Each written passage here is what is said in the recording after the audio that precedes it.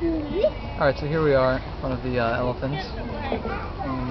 Cool thing about these guys is that they have really long fronts, and that's cool.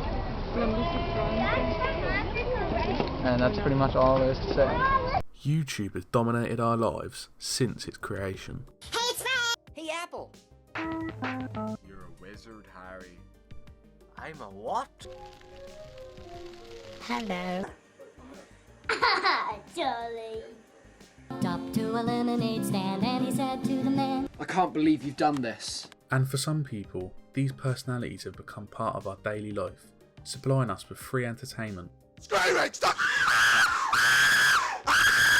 In this video, I'm going to try and answer the question, is Lego getting worse? I'm gonna spend the next 50 hours buried alive in this coffin.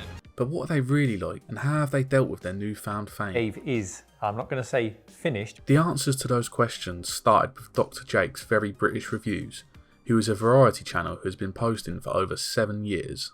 Part of me has always been into sort of drama and wanted to become a famous celebrity. So I thought, well, you know, I might be able to make a little bit of money and become a famous celebrity. That video made £550 and 80 pence. There's sort of several types of comment you get. The negative comments that are so bad, they're actually funny. I would say the kind who wears old school white underpants and folds them with care like Mr. Bean. And so then I can make a video out of them. You know, if they're really ridiculous, then if I'm just reading them in a dry way is amusing to people, and it's bonus that it's content for the channel. Daniela Martin said something that made me really laugh. She wrote, "You are a butthole," but I noticed that she'd spelt butthole incorrectly, so I corrected her. The really hard comments to deal with are the sort of the personal comments about your physical appearance. You know, you have to kind of, I am pretty thick-skinned, but you do get some people that, you know, they're so critical that you wonder, well, you know, maybe they're right. Maybe, you know, I really do look like Elton John, you know.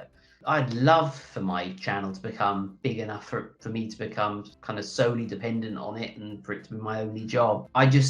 At the moment, it doesn't feel like that's a reality, because if anything, the channel is shrinking. You can see all the stats, take out what you want from it, whatever's interesting to you. But I think what it'll show is that things ain't looking so good for me.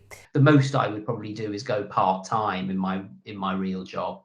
But the way things are going, that ain't happening anytime soon. Hi, I'm the producer of ASMR Show. I spoke to another middle-aged man about his channel. His channel covers ASMR. ASMR is the term used for the sensation people get when they watch stimulating videos. I've always considered myself as like a sort of how-to basics of ASMR. Back at that time, I was like wearing gloves because I've got like really hairy hands. I used to kind of like hide my hands thinking, oh, it's a distraction, but what I've come to realise is it's like a differentiator, you know. But obviously I'm here to help you with ASMR, so I'll get to the point. So I think ASMR is still regarded as a bit weird, and every now and then I still get comments on videos like, you know, why are you whispering, on some of the videos where I have actually done some talking. But because they're just not going to understand it. They're not going to understand why a grown man is like unboxing toys on YouTube, you know. I would say, you know, if it's not for you, it's not for you, you know, but if you find it and you find it interesting, I don't think there's any shame in it. Mr. Garlic! Mr. Garlic! Oh, hello. How are you? Yes, I'm very good, thank you. How is Mrs. Garlic? She's pregnant. I think sort of my sort of subgenre of ASMR, which tends to be nowadays, it's kind of like lo-fi and no talking, unboxings, that kind of thing. It's a different subgenre, you know. So I don't think it really does directly compete with the kind of e-girl type ASMR Again, I did attempt to sort of cross over. If you look on the playlist as a collaboration, I did quite a few videos with like a kind of an e-girl type. Yeah, but they were just like a giggle, you know. It was like, again, no one was taking anything too seriously, but it's kind of like this absurdist take on, my take on kind of e-girl, ASMR, if you like, you know. Characterless women were shown smoking on the surface. And the question was, can I make money from this? The answer to that is yes. Obviously, ideally, I would want to make a full-time income from it. The answer to that is looking like not anytime soon. Because although it is fun, it is costing me time, you know, and it would be nice to get a bit of a return. And, you know, looking further forward, you know, could this sort of online passive revenue generation become some sort of small pension in the future? You know, it's that kind of thing. That's my thinking. The final stop of this journey was in Stroud, to meet with Neil, who has managed to make his channel a full-time job.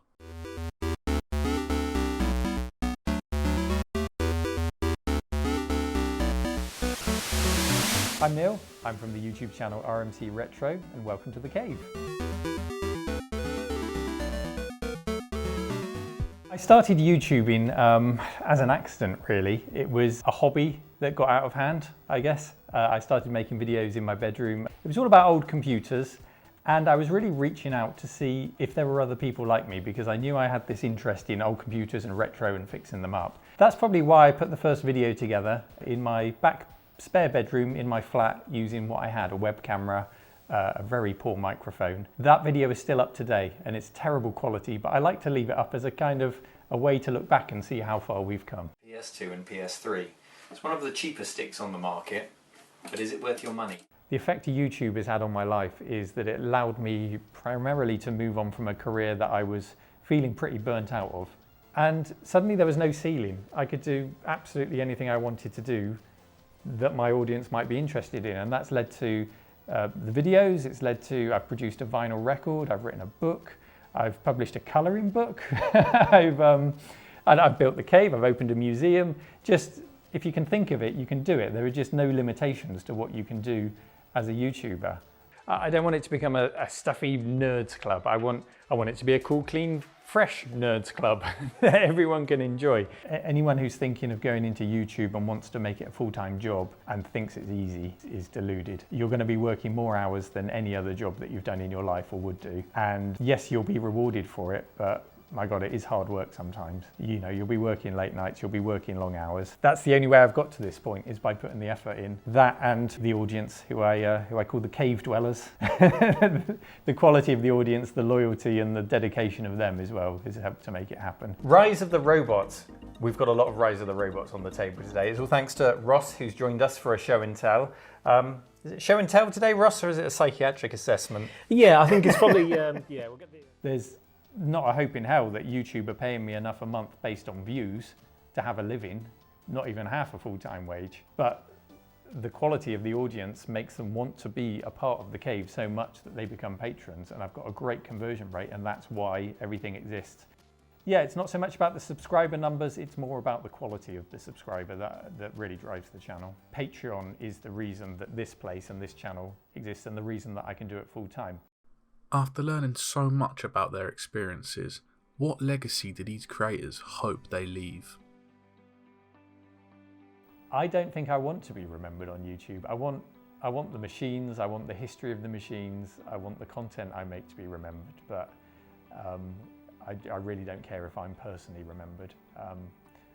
It's not about me, and I think that's important. It's about the computers and the content, the subject matter and the history, and helping to preserve in some way that history, because a lot of the computers that we have here, they're really fine examples, and they're getting fewer and fewer and harder to see. So to preserve that in film for future generations, that's all I want to do. Yeah. Yeah, I've never really thought about that. I mean, I'd like to think that just, you know, that I've made people laugh, you know, or just chuckle, whatever, you know. That would be enough, you know. And I mean, I don't know if you've looked at the channel, but I've made, it must be coming out for like 2,000 videos now. So like, there's no way anyone's going to watch all of those, right? Maybe that's what it'll be remembered for like the channel with the most shit on it or something, you know. It's like...